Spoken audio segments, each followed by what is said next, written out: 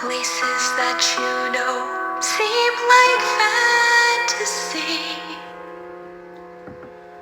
There's a light inside your soul that's still shining in the cold, with the truth, the promise in our hearts.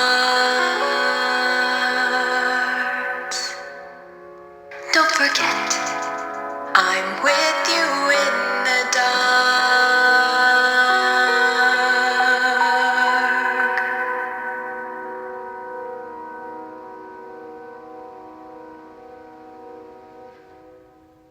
The new engines arrived at the sheds. One was called Sir Handel, and the other Peter Sam. "What a small shed," said Sir Handel. "This won't do at all." "I think it's nice," said Peter Sam. "What's that rubbish?" "Shh," said Peter Sam. "That's Scar Louie, the famous old engine." "I'm very sorry, Scar Louie," whispered Peter Sam. "Sir Handel is nice, but he's just cranky from the trip, that's all." The next day, the workmen came to get Sir Handel. "All right, Sir Handel," the crewman said. "It's time for you to get your train ready." "Let Peter Sam do it," said Sir Handel. "He'd love it." "No, you first. Workman's orders." And Sir Handel left to get his coaches, but he was still being rude.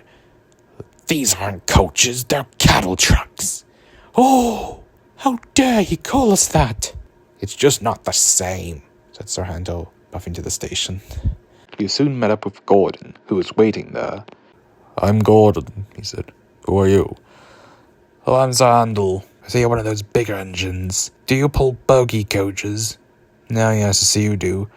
"Well, I gotta go. No time for chat. Must keep time, you know." Sir Handel left, leaving Gordon speechless. The coaches were still offended from Sir Handel's insults. Hold